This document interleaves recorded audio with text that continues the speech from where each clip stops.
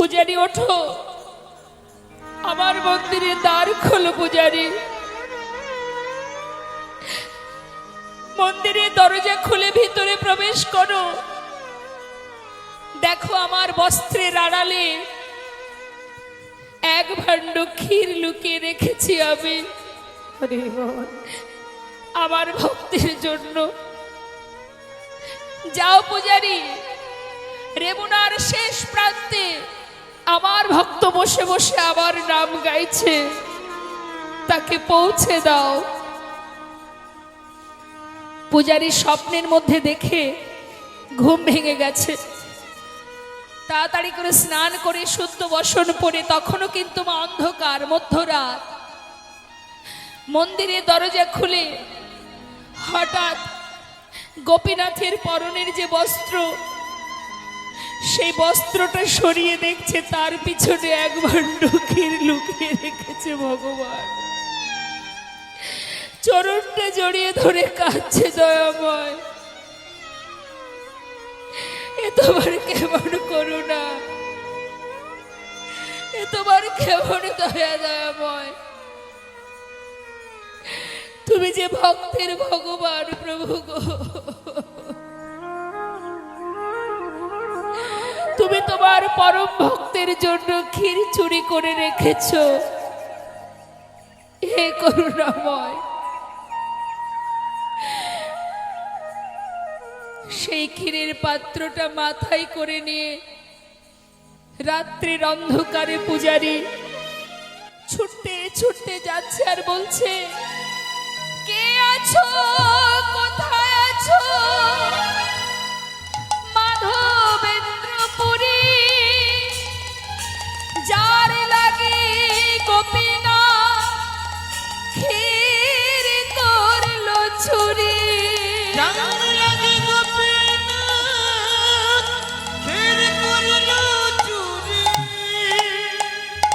পুরী গোসাই আপন মনে ধ্যান করতে করতে কৃষ্ণ নাম গাইতে গাইতে হঠাৎ রাত্রের শব্দ শুনতে পেল। পুরী গোসাই বলে উঠলেন, আমি মাধবেন্দ্রপুরী বসি এইখানে। পূজারি বললেন, তোমার সমভাগ্যবান নাহি ত্রিভুবনে।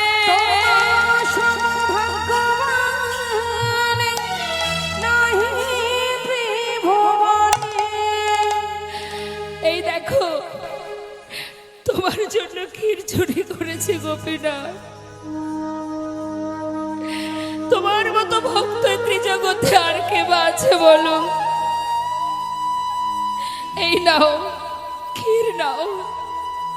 পূজারী সেই ক্ষীর পুরী গোসাইকে দিয়ে পুরী গোসাইয়ের চরণে প্রণাম করে পূজারী চলে গেলেন। সেই ক্ষীরের পাত্রটা হাতে করে নিয়ে পুরী গোসাই চোখের জলে মুখ ভাসিয়ে কাঁদছে।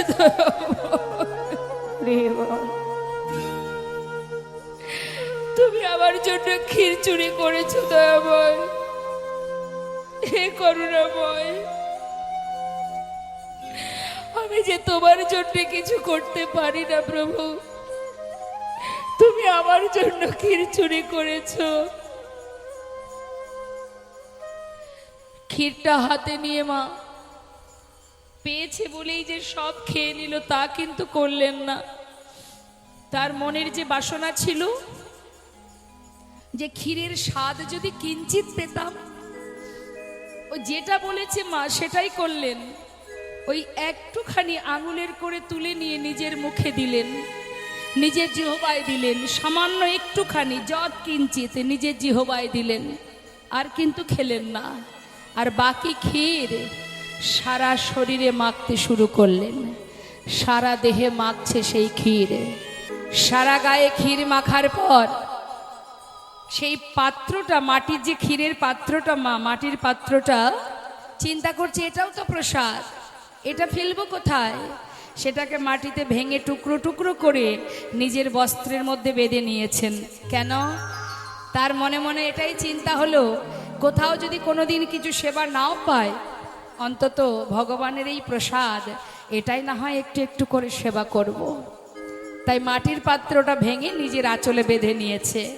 এবার মনে মনে চিন্তা করছে যে তাই তো গোপীনাথ যে আমার জন্য ক্ষীর চুরি করেছে এটা তো সকাল হলে সবাই জানতে পারবে, আর যখনই জানতে পারবে সবাই এসে আমার প্রশংসা করবে, আমার নাম বারবার বলবে, তাই না?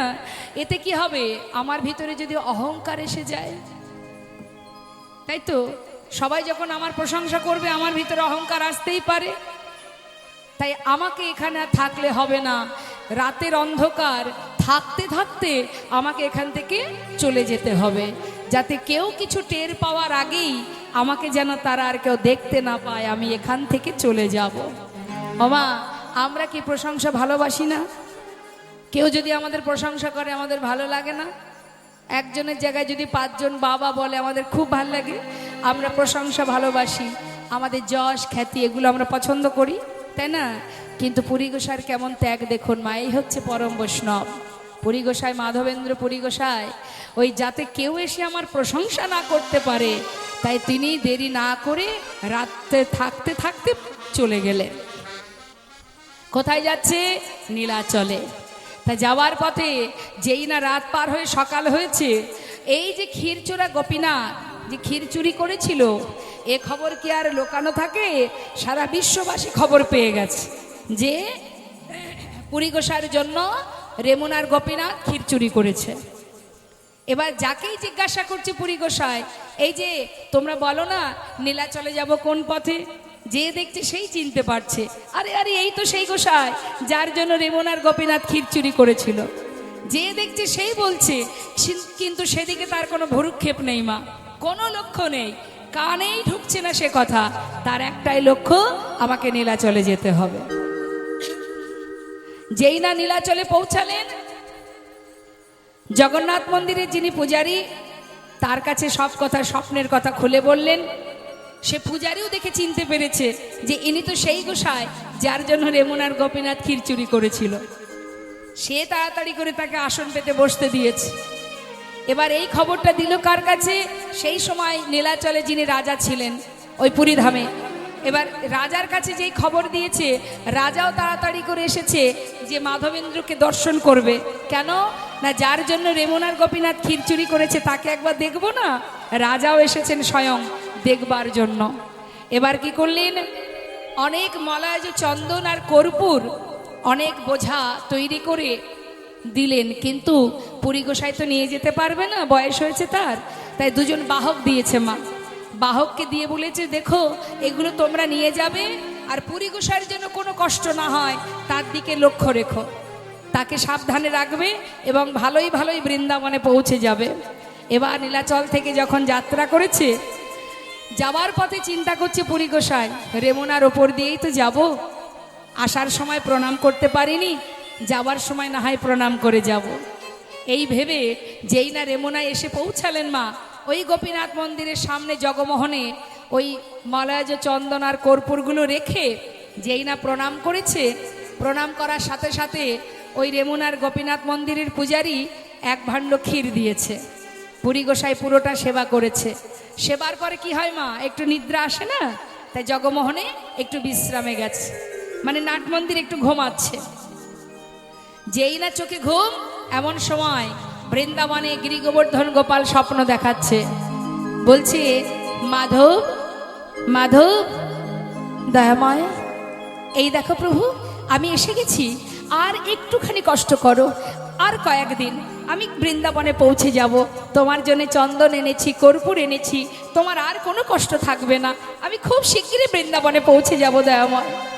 মাধব, তোমাকে কষ্ট করে আর বৃন্দাবনে আসতে হবে না। কেন দয়াময়? কেন জানো মাধব, তোমার যে বয়স হয়েছে, তুমি আর কষ্ট করো না। জানো মাধব, এই চন্দন লেপন করলে হয়তো আমার জ্বালা নিবারণ হবে, কিন্তু তোমার যে ভক্তি চন্দন, এই ভক্তি চন্দনে আমি শীতল হয়ে গেছি মাধব। হরি বল, আমি শীতল হয়ে গেছি, আর তোমাকে কষ্ট করে আসতে হবে না। আমি তোমার ভক্তি চন্দনে আমি সন্তুষ্ট। তুমি এই চন্দন গোপীনাথের অঙ্গে লেপন করো। ওই মন্দিরে রেমুনার যে গোপীনাথ, ওই গোপীনাথের অঙ্গে যদি লেপন করো তাতেই আমার জ্বালা নিবারণ হবে। তা কি করে হয় দয়াময়? এখানে তুমি গোপীনাথ, সেখানে তুমি গোপাল। আমি এখানে কিচ্ছু করব না, আমি তোমার জন্য এনেছি, তোমার কাছে যাব। না না, শোনো মাধব, তুমি যদি গোপীনাথের অঙ্গে লেপন করো আমার জ্বালা নিবারণ হবে। কেন জানো? আমাতেই আর গোপীনাথে একই অঙ্গ হয়, গোপীনাথের সেবা দিলে যেন গোপীনাথের চন্দন দিলে যেন আমার তাপ ক্ষয়। গোপীনাথের চন্দন দিলে যেন আমার তাপ ক্ষয়। আপন মনে কৃষ্ণ নাম গাইতে গাইতে হঠাৎ পুরী গোসাই চোখটা খুলে দেখছে তার সামনে একটা ছোট্ট বালক এক ভাণ্ড দুধ নিয়ে দাঁড়িয়ে আছে। হরি বল, হরি বল। পুরী গোসাই বুঝতে পারছে না, বালকটাকে ডেকে জিজ্ঞাসা করছে, বালক, এই বালক, কে রে তুই? আমার সামনে দাঁড়িয়ে আছিস, কি চাই তোর? আর তোর হাতে ওটা কি রে? ছোট্ট বালক রূপে ভগবান বললেন, আমি গো আমি, অনেকক্ষণ দাঁড়িয়ে আছি, তুমি বসে বসে কৃষ্ণ নাম করছো, তাই অপেক্ষা করছিলাম। এই দেখো তোমার জন্য দুধ এনেছি, খেয়ে নাও। দুধ? কেন? আমার জন্য দুধ এনেছিস কেন? বাহ, আনবো না? সেই কখন থেকে না খেয়ে আছো, তাই তো তোমার জন্য দুধ এনেছি। পুরী গোসাই বলছে, বালক, তুই কি করে জানলি আমি না খেয়ে আছি? আমি জানবো না তো জানবে কি শুনি? আরে আমি তো সেটাই বলছি, তুই কি করে জানলি? এইটুকু শিশু তুই, বল না বাবা, কি করে জানলি তুই? আরে শোনো গো, ওই ব্রজমাইরা ওই গোবিন্দকুণ্ডে জল নিতে এসেছিল, যাবার পথে বলা বলি করছিল তুমি নাকি গাছতলায় বসে আছো সারাদিন না খেয়ে, আহা অনাহারে আছো, তাই তো তোমার জন্য দুধ নিয়ে এলাম, না খেয়ে নাও। বালক, ওই ব্রজবাসীরা তোকে বললে তুই নিয়ে চলে এলি, ওরা কি করে জানলো যে আমি না খেয়ে আছি? আমার তো কোথাও সন্দেহ হচ্ছে তুই সেই বৃন্দাবনের কৃষ্ণ নয় তো। হরিবল, হরিবল। কে বালক তুই? আমার জন্য এত বড় ভান্ডে করে দুধ এনেছিস, আমি তোকে চিনতে পারছি না বাবা। আচ্ছা আচ্ছা বালক, বলছি যে তোর নাম কি রে?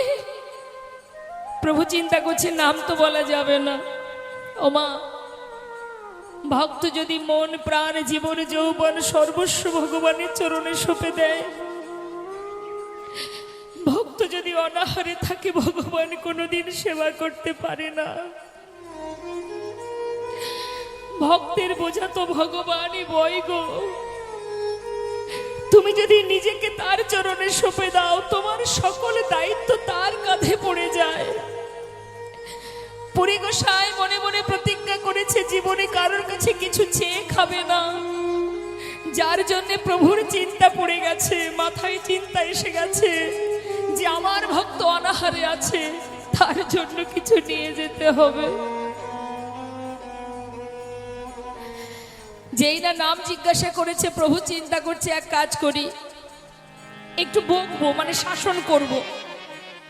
নাম বলা যাবে না, কিন্তু বিষয়টাকে ঘুরিয়ে দিতে হবে। বলছে, এই যে শোনো, নাম শুনে কাম কি তোমার? তোমার জন্য দুধ এনেছি। আমি এইটুকু একটা মানুষ, কত কষ্ট করে কত দূর থেকে এসেছি, আমি তোমার জন্য দুধ এনেছি। তোমায় এত প্রশ্নের কি আছে? খেয়ে নাও। নাও বলছি। ফের যদি নাম জিজ্ঞাসা করেছো, আমি এক্ষুনি চলে যাব। আরে না না, যাস না, একটু দাঁড়া বাবা, চলে যাস না। কি মিষ্টি দেখতে তোর, কত সুন্দর কথা বলছিস তুই।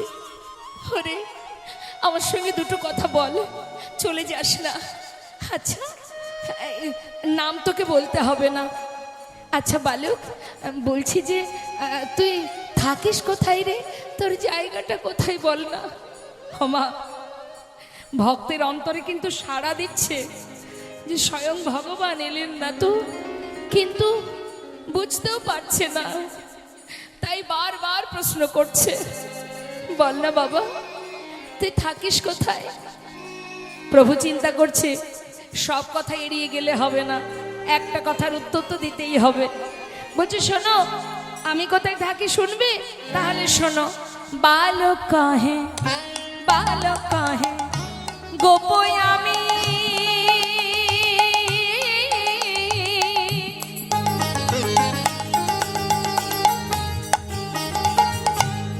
অগ এই গ্রামেতে বসে, ওই না বালক কাহে গোপয় আমি,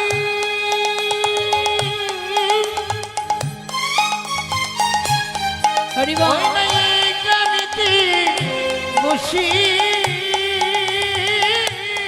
শোনো, আমার গ্রামেতে কেহ না রহে উপবাসী গো, আমার গ্রামেতে কেহ না রহে উপবাসী। আমার গ্রামে বাস করে যে, ওই না আমার গ্রামে বাস করে যে, নানা উপবাসী থাকে না সে, আমার গ্রামে বাস করে যে, নানা উপবাসী থাকে না সে, আমার গ্রামে বাস করে যে। ও গো আমার আমার গ্রামেতে কেহ না রহে উপবাসী, আমার গ্রামেতে কেহ না রহে উপবাসী। পরিগোসার মনে বাসনা, বালকটা যদি একটু কাছে আসতো, একবার যদি বুকে জড়িয়ে ধরতে পারতাম। তাই ছলনা করে বলছি, বালক এই শোন। আচ্ছা আচ্ছা বুঝেছি, তুই এক কাজ কর। মনে মনে ভাবছে আমি যদি খাবো না বলি, ও তাহলে আমার কাছে আসবে, আরও যদি কাছে আসে ওকে একবার বুকে জড়িয়ে ধরবো, কত শান্তি, কত তৃপ্তি হবে আমার। বালক শোন বাবা, বলছি কি তুই চলে যা, আমি ওই দুধ খাবো না। খাবে না? কত কষ্ট করে তোমার জন্য নিয়ে এলাম, তুমি খাবে না? কেন গো, কেন খাবে না? খাও না। না খাবো না, খাও না। মামা, ভক্ত খাবে না বলছে, আর ভগবান ভক্তকে যেচে যেচে সেদে সেদে খাওয়াচ্ছে। এমন ভক্ত জগতে কয়জন আছে? খোঁজনে হতে পারে এমন ভক্ত। খাও হরি না বল, হরি বল। বলছি, আর এক পা এক পা করে এগিয়ে যাচ্ছে। খাও না, খাও না, যতবার বলছে আর একটু একটু করে এগিয়ে যাচ্ছে। আর পরিকোষে ভাবছে আয় আয় না, একটু কাটি আয়, আর একটু এলেই আমি তোকে একবার জড়িয়ে ধরবো। মনে মনে যেই না ভেবেছে মা, অন্তর্যামী অন্তরের খবর পেয়ে গেছে। আর যেই না বুঝতে পেরেছে যে আমাকে জড়িয়ে ধরবে, আর না দাঁড়িয়ে, মানে এক পা এগিয়ে না গিয়ে দাঁড়িয়ে পড়েছে। যেই না দাঁড়িয়ে পড়েছে, দুধের ভাণ্ডটা রেখে বলছে শোনো, আর আমার দেরি করলে হবে না, তোমার যখন মন চাই তখন খাবে, এই রইল ভাণ্ড, আমি পরে এসে নিয়ে যাব, আমি এখন আসি কেমন। পুরীগোসাই ডাকছে, এই শোন শোন, যাস না, একটু দাঁড়া। না না, আমার আর সময় নেই, আমি পরে আসবো, তুমি দুধ খেয়ে ভাণ্ডটা ধুয়ে রেখো, আমি পরে এসে নিয়ে যাব। চলে গেল মা। চারিদিকে দেখছে পরিগোসাই, আর তাকে দেখতে পাচ্ছে না। এত বলি গেলাম মা, না দেখিয়া মাধবেন্দ্র পুরীর চিত্ত হইল চমৎকার। মাধবেন্দ্র পুরীর চিত্ত হইল চমৎকার। আহা, ছোট্ট বালক আমার জন্য দুধ নিয়ে এলো, আর আমি খাবো না? না না, খেয়েই নি। এই বলে দুধের ভাণ্ডটা নিয়ে সেবা করলেন। আহ, কত শান্তি, কত তৃপ্তি। মা, ভগবানের প্রসাদ সে কি আর খারাপ হতে পারে গো? আমরা বাড়িতে কত সুন্দর করে গুছিয়ে রন্ধন করি, তার মধ্যে সে স্বাদ পাওয়া যায় না। যদি কোনো হরিবাসর কোনো জায়গায় হরিনাম যজ্ঞ হয়, সেখানে যদি খিচুড়ি প্রসাদ দেয় বা অন্ন প্রসাদ দেয়, তার মধ্যে যে স্বাদ, সেখানে তো বিরাট কিছু আয়োজন হয় না, তাই না? তা সেই যে রন্ধন, তার মধ্যে যে স্বাদ, যার জন্যে লাখো লাখো ভক্ত ছুটে আসে সেই প্রসাদ পাওয়ার জন্য, তা সেটা কি বাড়িতে রান্না করা যায় না? যায় তো, কিন্তু তাতে যে ভগবানের স্পর্শ আছে, তাই তার যে স্পর্শ, তার যে প্রসাদ, সে তো জগতের সব কিছুরকে হার মানিয়ে দেয়। মা কি করেছে?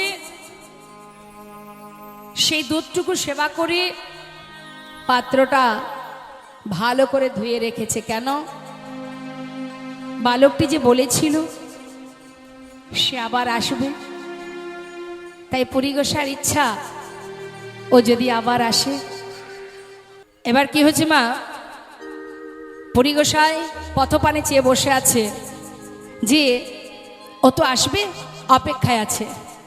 অপেক্ষায় থাকতে থাকতে বিকেল গড়িয়ে সন্ধ্যা হয়ে গেছে। যেই না সন্ধ্যা হয়ে গেছে, পুরীগোসাই ভাবছে ও তো এলো না, ও যে আসবে বলেছিল। কিন্তু আমি যদি ঘুমিয়ে পড়ি, সেই ফাঁকে যদি নিয়ে চলে যায়, ঘুমালে হবে না, আমাকে জেগে থাকতে হবে। বসে আছে পথপানে চেয়ে, কখন আসবে বালক। দেখতে দেখতে মা রাত হয়ে গেল, মধ্যরাত, বালকটি এলো না। আর পারছে না বসে থাকতে, এবার চোখের পাতাটা বন্ধ হয়ে গেছে। যেই না বন্ধ হয়ে গেছে, ভাবছে বট গাছের তলায় একটু বিশ্রাম করে নি। ভাণ্ডটা সামনে আছে, আর পুরীগোসাই বট গাছের তলায় শুয়ে আছে। মা ঝড় বৃষ্টি সবই মাথার উপর দিয়ে বয়ে যায়। কাকে ভক্ত বলে একবার ভাবুন, কাকে বলে ভক্ত? আমরা সারা জীবন ধরে সুখেই জীবন যাপন করছি, তার মধ্যে দিনে ভগবানকে দুটো বাতাসা দেওয়ার সময় আমাদের হয় না। আর পরম বৈষ্ণব পুরীগোসাই, যার মাথার উপর দিয়ে ঝড় বৃষ্টি তাপ সব চলে যায়, মুখে শুধু কৃষ্ণ নাম। অপেক্ষা করতে করতে যেই না নিদ্রা এসেছে, চোখের পাতা বন্ধ হয়ে গেছে, হঠাৎ স্বপ্নের মধ্যে প্রভু দেখাচ্ছেন। কি বলছে? মাধব, মাধব। কে? মাধব, আমি দয়াময়। তুমি তুমি এসেছিলে আমার কাছে,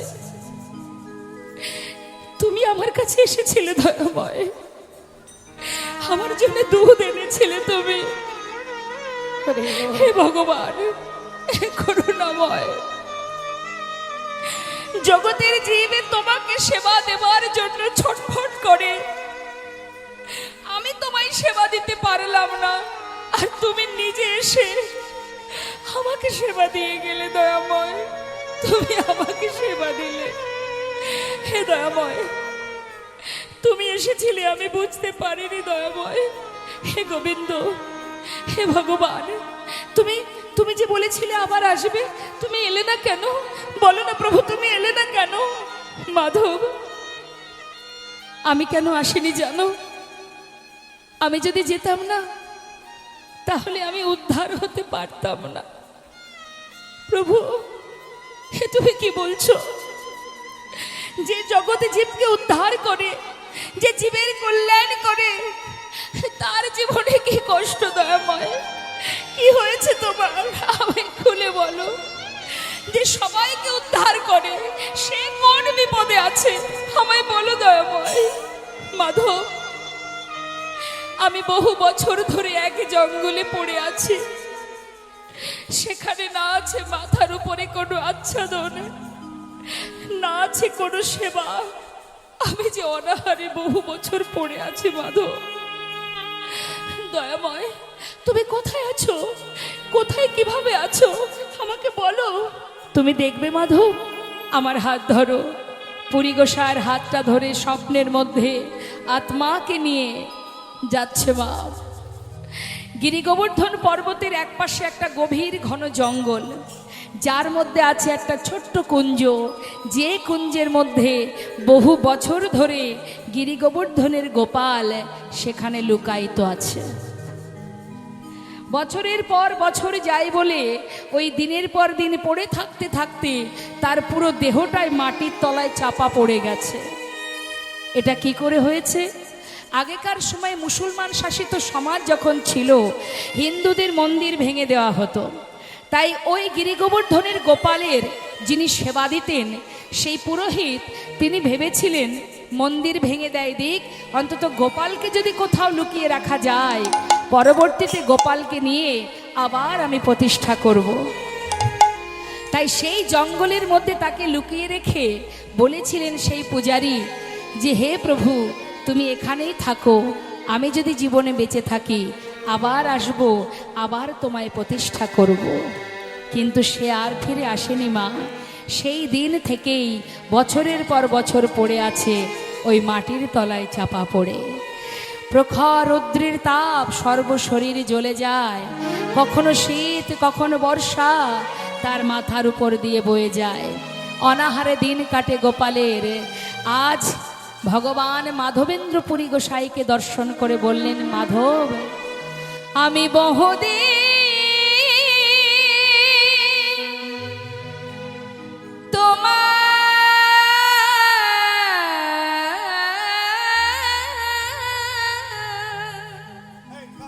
পাত করি নিরীক্ষণ,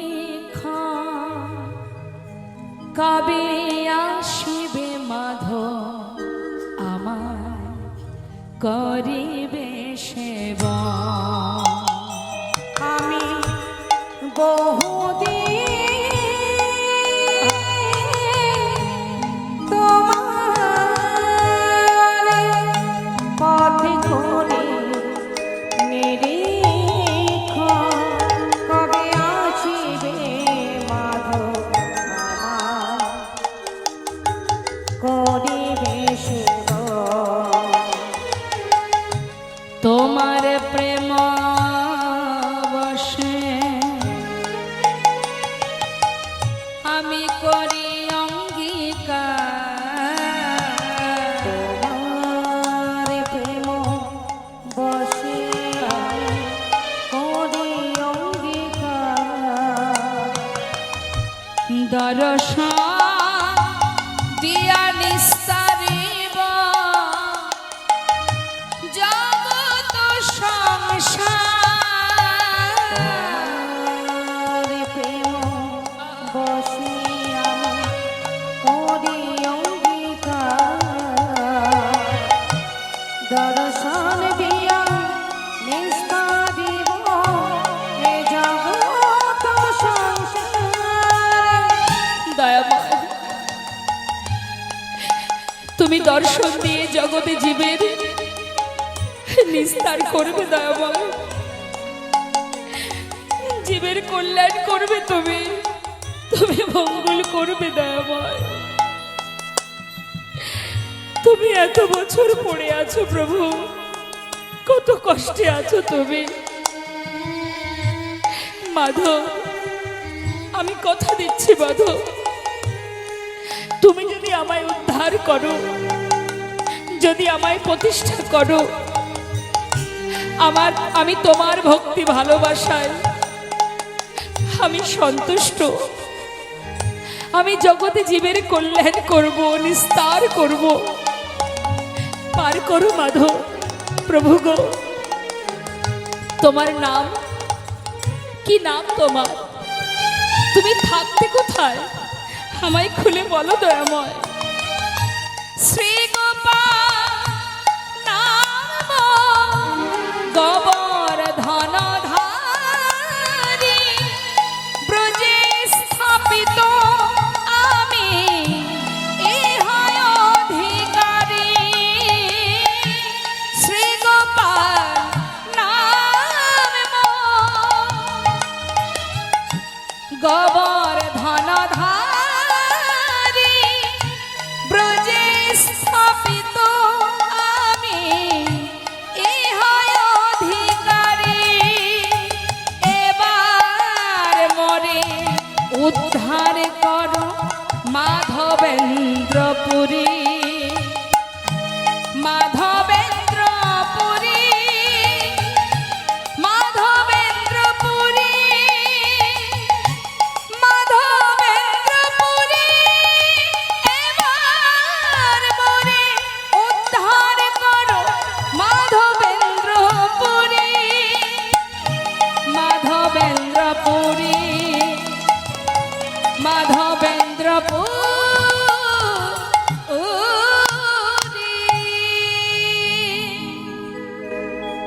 শুধুমাত্র মা এইটুকু বলে আবার ভগবান অন্তর্ধান হলেন।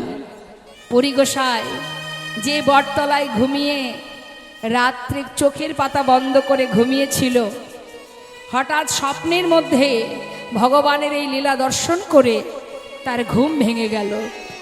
যেই না ঘুম ভেঙেছে, পুরী গোসাই চিন্তা করছে, সর্বনাশ, এ আমি কি দেখলাম স্বপ্নে? ভগবান এত কষ্টে, এত যন্ত্রণা নিয়ে, এত কিছু কষ্ট নিয়ে সে জঙ্গলে পড়ে আছে। এ আমি কি দেখলাম? এটা সত্যি তো? এটা কোনো স্বপ্ন নয় তো? আমি কোথায় যাব, কার কাছে বলবো? যদি কেউ আমার কথা বিশ্বাস না করে, কিন্তু করব কি? দেখেছি যা, আমাকে তো সেখানে পৌঁছাতেই হবে।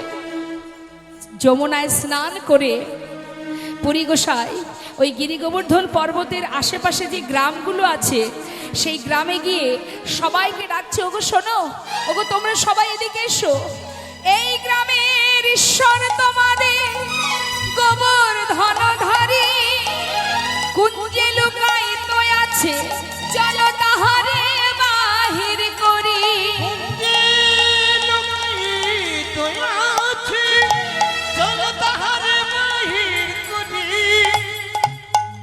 ব্রজবাসীদের একটা গুণ আছে মা, তাদের জীবনে যে কষ্টই আসুক তারা সহ্য করে, কিন্তু ঠাকুরজির যদি কোনো কষ্ট হয়, ভগবানের যদি কোনো কষ্ট হয়, তারা কিন্তু মেনে নেয় না। তাই যেই না ওই গোসাইয়ের কাছে শুনেছে যে এই গ্রামের ঈশ্বর তোমাদের গোবর্ধনধারী কুঞ্জে লুকায়িত আছে, চলো তাহারে বাহির করি, এই কথা শোনা মাত্রই সবাই বলে উঠলেন, ও ঠাকুর, ও গোসাই, সত্যি বলছো?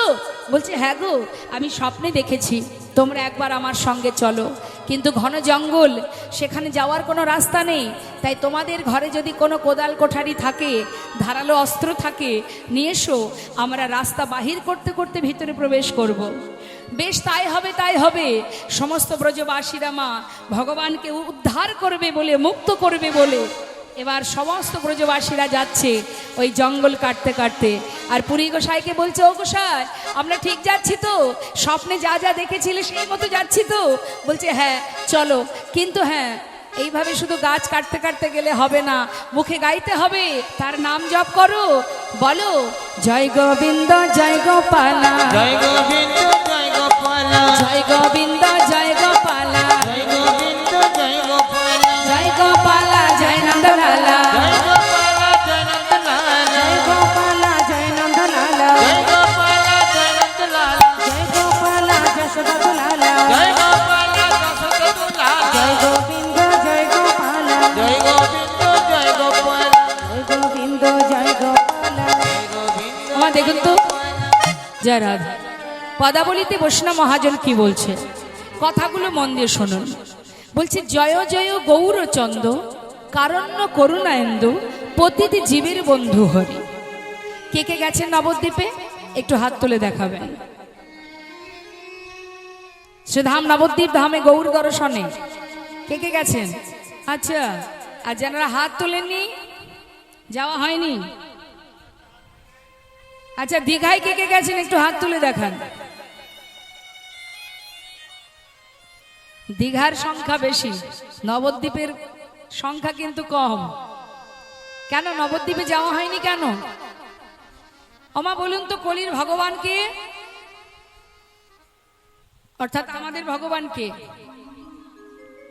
সর্বনাশ হয়ে গেছে। কৃষ্ণ নয়, কৃষ্ণ কোথায়? সে তো দাপর যুগে, এখানে কোথায় কৃষ্ণ? কলির ভগবানকে গৌর হরি। ভুল করবেন না, নিজের পিতাকে চিনতে যদি ভুল করেন, তাহলে ঠিকানাও ভুল হয়ে যাবে, আর পথে চলাটাও ভুল হয়ে যাবে, জীবনটাও ভুল হয়ে যাবে। কৃষ্ণকে কে চেনালো? কৃষ্ণ কোথায় ছিল?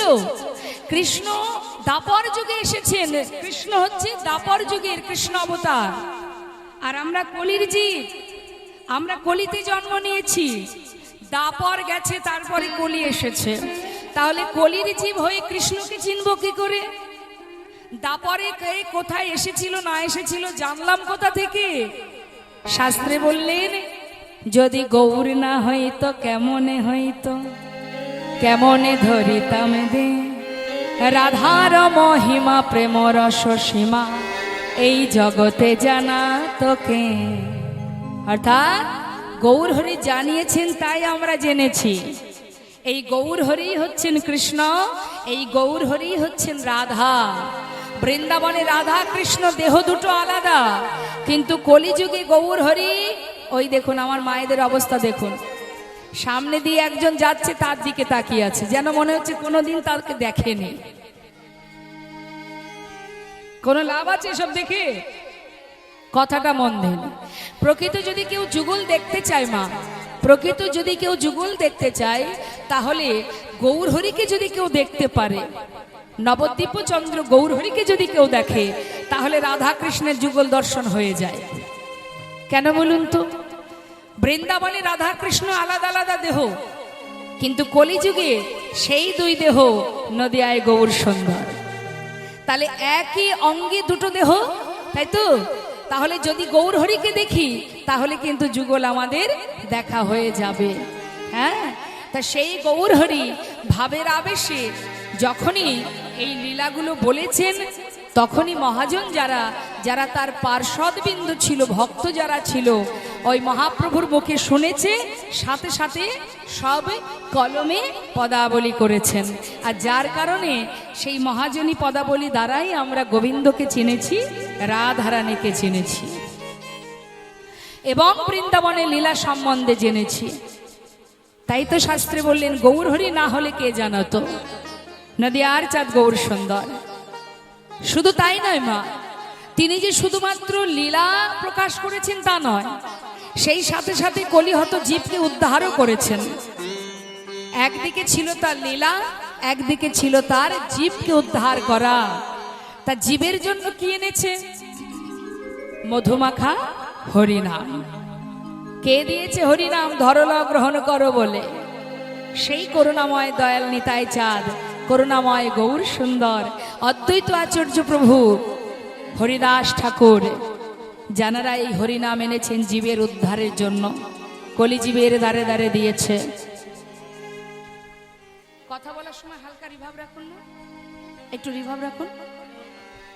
জনিতাই জনিতাই, হরে কৃষ্ণ, জয় রাধে, হরে কৃষ্ণ, জয় রাধে রাধে, জনিতাই জয় গৌর, জয় রাধে রাধে, হরে কৃষ্ণ। ঠিক আছে। তাই বৈষ্ণব মহাজন বললেন, ঘোর কলিযুগে যে সহজ উপায় আমার করুণাময় প্রভু দিয়েছেন, অন্য কোনো যুগে ছিল না। তা এই ঘোর কলিযুগে কি সহজ উপায় দিয়েছে? বললেন, অতি সহজে, অতি সহজে ভগবানের চরণ পাওয়া যায় যদি কোনো ভাগ্যবান ভাগ্যবতী গুরুচরণ আশ্রয় করে হরিনাম মহামন্ত্র জপ করতে পারে। কারণ নাম ছাড়া কলিজীবে আর কোনো ধর্ম নেই।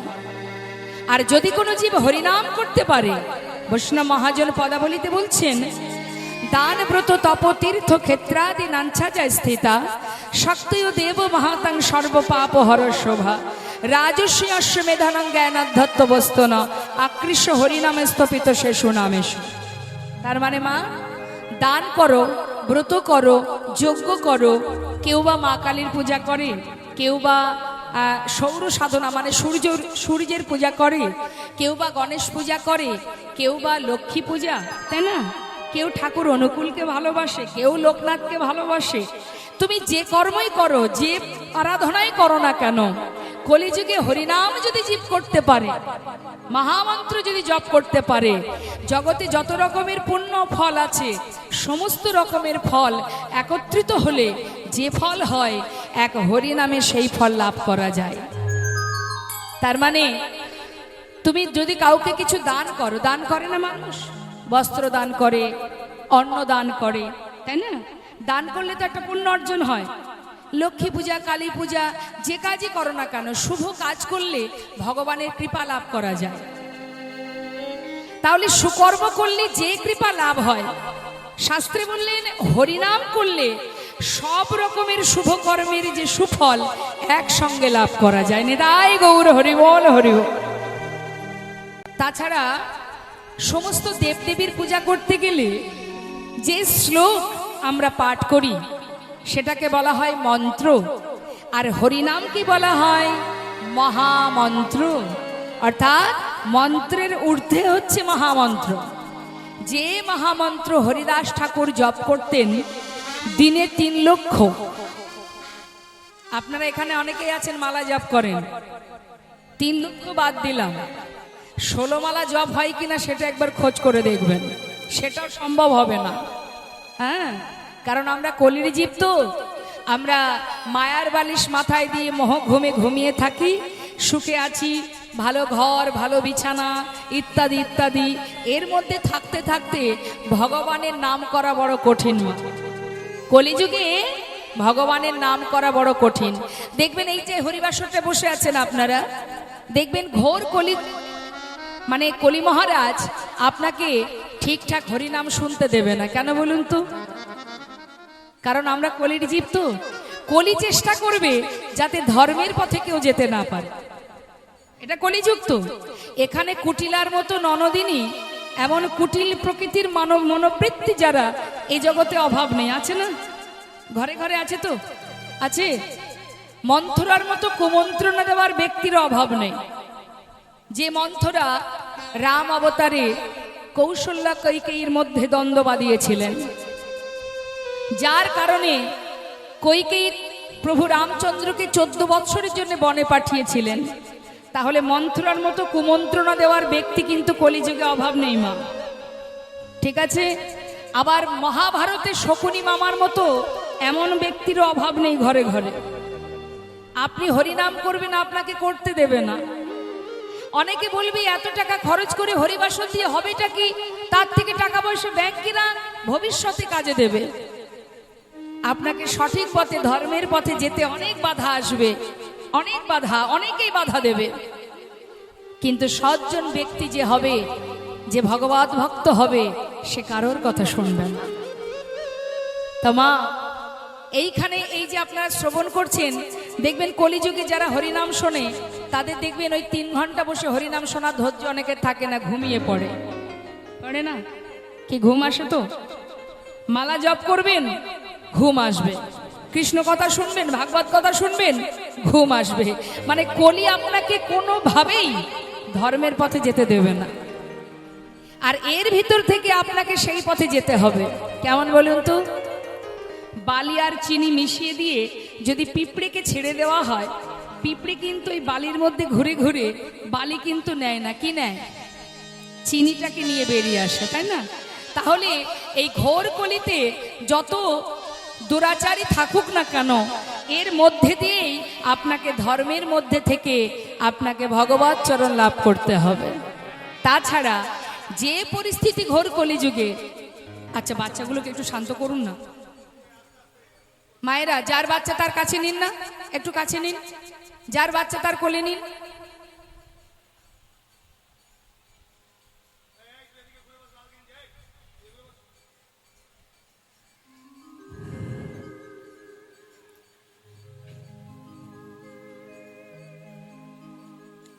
তো এবার বৈষ্ণব মহাজন বললেন, ঘোর কলিযুগে দুরাচার, পাপাচার, ব্যভিচার যাদের অভাব নেই, তার মধ্যে দিয়ে প্রভু দেখলেন কলিহত জীবের সময় খুব কম, তাই অতি সহজ উপায় ওদের জন্য আমাকে দিতে হবে।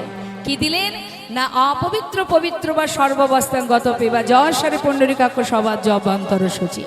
অর্থাৎ জীব পাপ করুক, সূচি থাকুক, অসুচি থাকুক, যেখানে থাকুক, যেমন থাকুক, যদি একবার হরিনাম গাইতে পারে, মহামন্ত্র জপ করতে পারে, তার সমস্ত পাপ থেকে সে মুক্তি লাভ করবে এবং আমার চরণ পাদপদ্ম লাভ করবে। কি বললেন মা?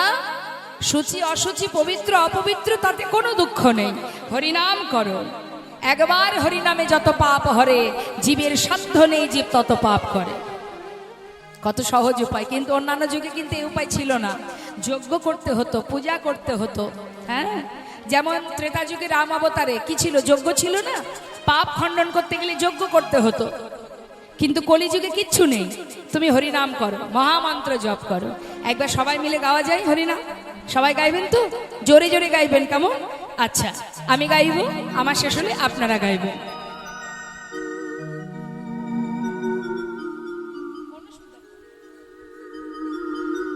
সবাই মিলে আগে আমি গাইব, শুনে নিন, তারপরে আপনারা দুহাত তুলতে হবে। তুলুন সবাই হাত। প্রত্যেকে তুলেছেন? প্রত্যেকে তুলবেন, হাতে তালি দিয়ে। আমার শেষ হলে আপনারা গাইবেন। হরে কৃষ্ণ কৃষ্ণ কৃষ্ণ হরে হরে, হরে রাম রাম রাম হরে হরে, হরে কৃষ্ণ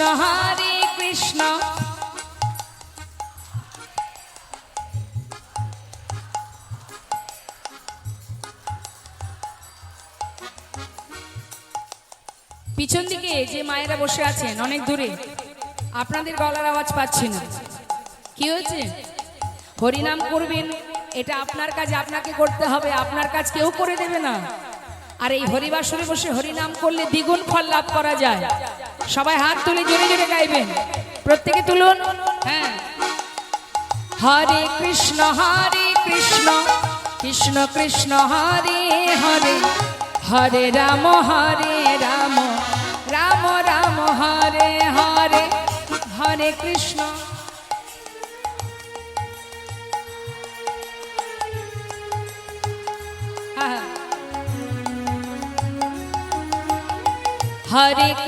হরে কৃষ্ণ কৃষ্ণ কৃষ্ণ হরে হরে, হরে রাম রাম রাম হরে হরে, হরে কৃষ্ণ হরে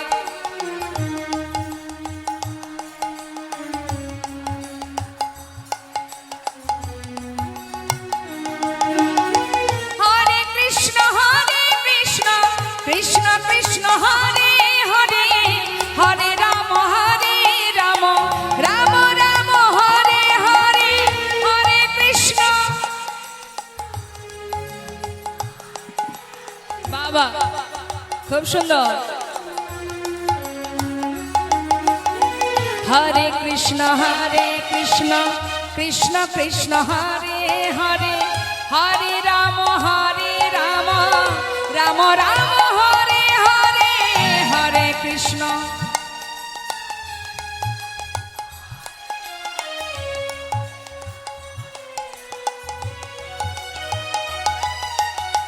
হরে কৃষ্ণ নিতাই গৌর হরি বল, হরি বল। হরে রাম রাম রাম হরে হরে, হরে কৃষ্ণ কৃষ্ণ কৃষ্ণ হরে হরে, হরে রাম রাম রাম হরে হরে, হরে কৃষ্ণ হরি বল, হরি বল। হরে হরে, হরে রাম রাম রাম হরে হরে, হরে কৃষ্ণ কৃষ্ণ কৃষ্ণ হরে হরে, হরে রাম রাম রাম হরে হরে। হরি বল, হরি বল। হরিনাম করলে জীবকে যমপুরীতে যেতে হয় না, নরক বাস করতে হয় না। সে মৃত্যুকে পর্যন্ত জয় করতে পারে যদি মহামন্ত্রকে প্রকৃতভাবে জপ করতে পারে। আজ বৈষ্ণব মহাজন বললেন, করুণাময় পতিত পাবন আমার গৌর সুন্দর, যিনি জীবের ঘরে ঘরে হরিনাম দিয়েছে, জগায় মাধায় যারা কলসির কানা ভেঙে মেরেছিলেন নিতাই চাঁদের কপালে, তথাপিও নিত্যানন্দ প্রভু বলেছিলেন, মেরেছিস তাতে কোনো দুঃখ নাই, অন্তত একবার হরি বল বল। মেরেছিস কলসির কানা, তাই বলে কি নাম দেব না? এমন দয়াল আর কোনো যুগে ছিল না গো মা। অন্যান্য যুগেও ভগবান এসেছেন, কিন্তু আমার গৌর হরির মতো দয়াল নিতাই চাঁদের মতো এমন প্রেমের মূর্তি প্রেমময় আর কোনো যুগে ছিল না, যারা জীবের হাতে ধরে পায়ে ধরে ধুলায় গড়াগড়ি দিয়ে জীবকে উদ্ধার করে গেছে। তাই তো আজ আমরা সেই হরিনাম আস্বাদন করছি। যেভাবেই তুমি হরিনাম বলো না কেন, হেলায় বা শ্রদ্ধায় যে বা নাম লয়, ক্রমে ক্রমে কৃষ্ণ ভক্তির হয় উপচয়। যদি কাউকে অবহেলা করেও হরিনাম বলে, ধরুন এখানে অনেকে আছে হরিনাম গাইতে চাইছে না, আমি বললাম বলে ইচ্ছাকৃত নয়, অনিচ্ছাকৃত। শাস্ত্রে বললেন অবহেলাতেও হরিনাম করলে তাতেও মঙ্গল। হরিনাম গাইলে মঙ্গল, হরিনাম শুনলে মঙ্গল। শোনারও একটা ক্রিয়া হয় মা, শোনারও কিন্তু একটা ক্রিয়া আছে। আপনি শুনলেও তাতেও আপনার মঙ্গল।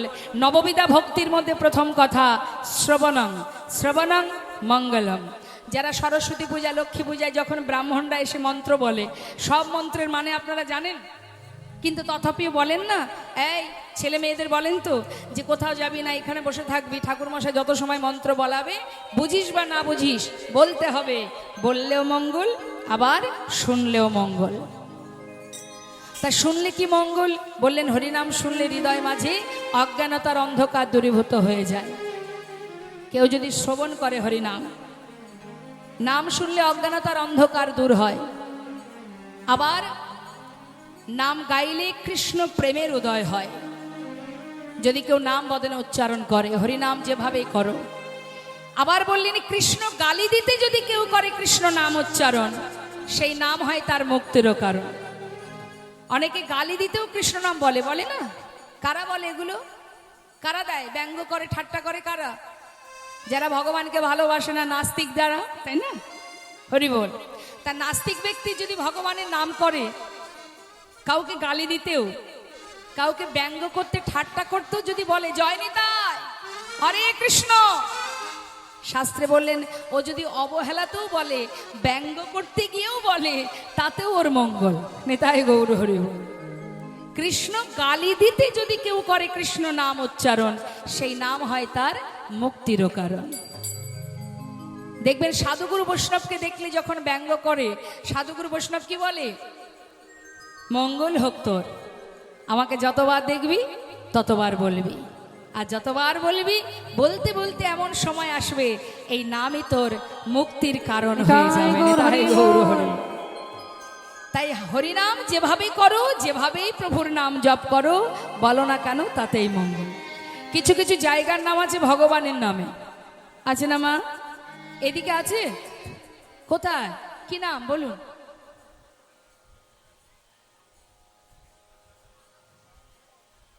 আছে ভগবানের নামে নাম আছে এখানে কোনো জায়গা? যেমন হ্যাঁ, শ্যামনগর না, ভগবানপুর, জয়রাম চক। আচ্ছা, তাহলে কি প্রভুর নাম আছে? কৃষ্ণনগর, দুর্গানগর আছে না, বিষ্ণুপুর, গোপালনগর আছে না মা?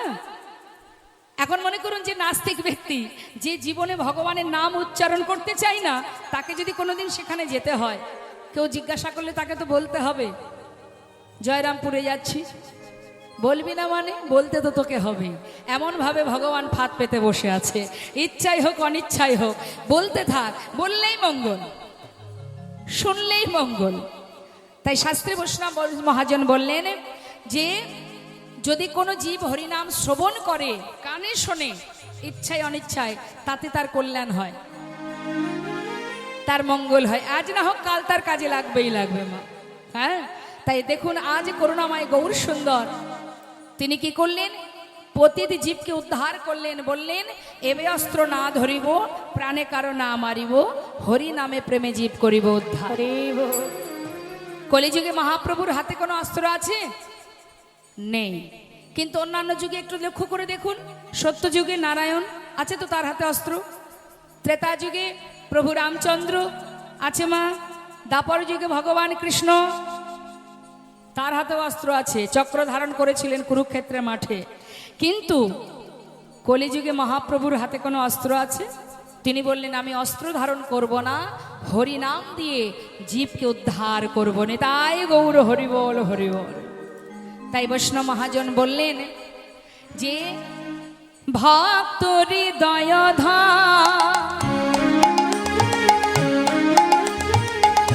প্রেমের মূর্ত সদা, ভক্ত হৃদয়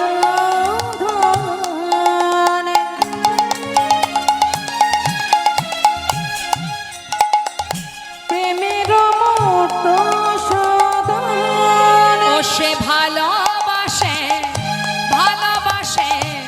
আপনা ভিতরি সে যে ভালোবাসে আপনা ভিতরি ভালোবাসে আপনা ভিতরি সে যে ভালোবাসে আপনা ভিতরি। ওমা আমার গৌর সুন্দর শুধু পতিত জীবের বন্ধু নয়, সে ভক্ত হৃদয় ধন। ভক্তের হৃদয়ের ধন হচ্ছে আমার ভগবান করুণাময়। হরিবল হরিবল। তাই বৈষ্ণব মহাজন বললেন, দেখো দেখো এমনই একটা ভক্তের কথা আমরা বলবো মা। আমরা সবাই ভগবানকে ভালোবাসি তার চরণ পাওয়ার আশায়। আমরা ভগবানের চরণ পাওয়ার জন্য আশাবাদী, কিন্তু জগতে এমনও কোনো ভক্ত আছে যার জন্য ভগবান বহু বছর ধরে আশা করে বসে আছে।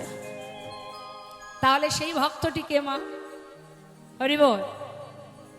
আমরা ভগবানের চরণ পাওয়ার জন্য আশা করে বসে থাকি, তো আবার ভগবানও ভক্তের জন্য আশা করে বসে থাকে। এখন আমাদের জানতে হবে তাহলে সেই ভক্তটিকে যার জন্য ভগবান বছরের পর বছর অপেক্ষা করে বসে আছে, সেই ভক্তটিকে আমরা সেই ভক্তের কথা শুনবো। সেই ভক্ত আর কেউ নয় গো মা, তিনি হচ্ছেন বৈষ্ণবের চূড়ামণি, আমার মহাপ্রভুর দাদু গুরু নিতাই গৌর হরিবল। মহাপ্রভুর গুরুকে জানেন? জানেন না। মহাপ্রভুর মন্ত্রগুরু দীক্ষাগুরু ঈশ্বরপুরী, আর ঈশ্বরপুরীর গুরু হচ্ছেন মাধবেন্দ্রপুরী। তাহলে গুরুর গুরু কি হয়? দাদুগুরু, ঠিক আছে? গুরুদেব হচ্ছেন ঈশ্বরপুরী, তার গুরু হচ্ছেন মাধবেন্দ্রপুরী। ওই মাধবেন্দ্রপুরী মহাপ্রভুর সম্পর্কে দাদুগুরু হন। তা সেই দাদুগুরুর কথা আজ আমরা জানবো মা, যিনি কিনা নবদ্বীপের নিতাই চাঁদ, দয়াল নিতাই চাঁদ, যিনি দীক্ষা নিয়েছিলেন ওই পুরী গোসাই মাধবেন্দ্রর কাছ থেকে। তার মানে বোঝাতে পারলাম আপনাদের? মন দিয়ে কথাটা বুঝবেন। নিত্যানন্দর প্রভুর গুরু হচ্ছে, দীক্ষা গুরু হচ্ছে মাধবেন্দ্রপুরী, আবার মহাপ্রভুর গুরুর গুরু হচ্ছেন মাধবেন্দ্রপুরী। সেই মাধবেন্দ্রপুরী যিনি সকল বৈষ্ণবের চিরমণি, সেই শিরোমণি চূড়ামণি, সেই পুরী গোসাই, যার জন্য বৃন্দাবনে গিরিগোবর্ধনের যে গোপাল, যিনি কনিষ্ঠ অঙ্গলিতে গিরিগোবর্ধন ধারণ করে আছেন, সেই গোপাল বহু বছর ধরে আশা করে বসেছিলেন ওই মাধবেন্দ্রপুরীর জন্য। তাহলে সে কেমন বৈষ্ণব মা, তারই কথা আমরা জানবো। চলুন সবাই আমরা যাব তার কথা শ্রবণ করতে। বৈষ্ণব মহাজন বলেন, দেখো দেখো এই পুরী গোসাইয়ের জন্য, এই মাধবেন্দ্র পুরী গোসাইয়ের জন্য ভগবান প্রসাদ চুরি করে রেখে দিয়েছিলেন। তাহলে মা সে কেমন ভক্ত গো? কেমন ভক্ত হলে ভগবান ভক্তের জন্য প্রসাদ চুরি করে রাখে? ভক্ত জাগিছিল গোপালের দিতে ভোর, ভক্তের জাগিছে লোভ, গোপালের দিতে ভোগ। ওগো ওগো ভালোবাসে আপনা ভিতরি, ভালোবাসে আপনা ভিতরি ভক্ত জাগিছিল গোপালের দিতে ভোগ, নিজে করে ক্ষীরের আস্বাদ, নিজে করে ক্ষীরের আস্বাদ, তখন নিজে করি ক্ষীরের আস্বাদ, নিজে করি ক্ষীরের আস্বাদ। ভক্তের মনে লোভ জেগেছে কি, যে যদি ক্ষীরের স্বাদ পায় তাহলে গোপালকে রান্না করে খাওয়াবো। যেই না মনে মনে ভেবেছে মা, এই খবর পেয়েছেন গোপীনাথ। অন্তরের খবর পেয়ে তিনি কি করলেন? কারে তারে কি কৌশলে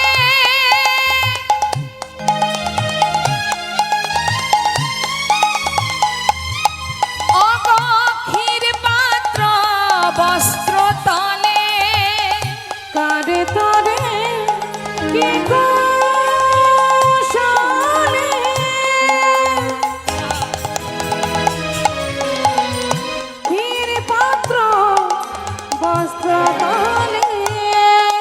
দেখো লুকাইলেন লুকাইলেন প্রভু গোপীনাথ আজি লুকাইলেন প্রভু গোপীনাথ দেখো লুকাইলেন প্রভু গোপীনাথ তখন লুকাইলেন প্রভু গোপীনাথ, লুকাইলেন প্রভু গোপীনাথ।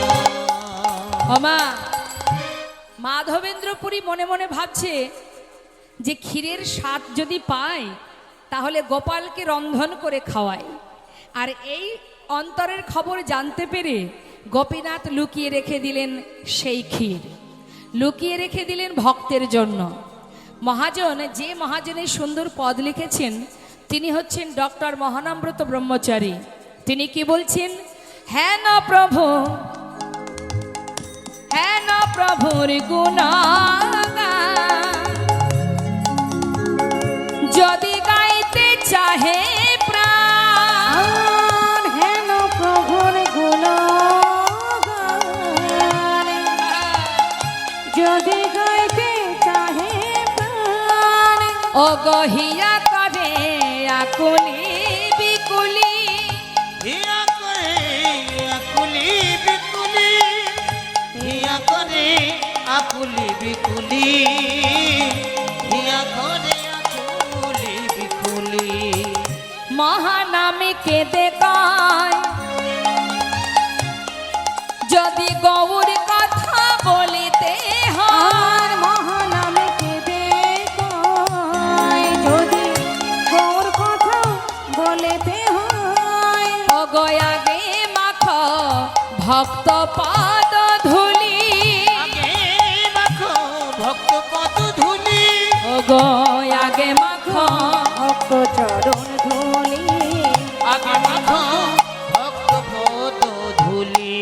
আমার প্রভুর গুণ কথা, আমার প্রভুর গুণ কথা, অগ যদি বলিতে চাহে প্রাণ আমার প্রভুর গুণ কথা, যদি বলেতে চাহে প্রাণ আমার প্রভুর গুণ কথা, যদি বলিতে চাহে প্রাণ ভক্ত পদ ধুলি অঙ্গে মাখো। নিতাই গৌর হরি বল।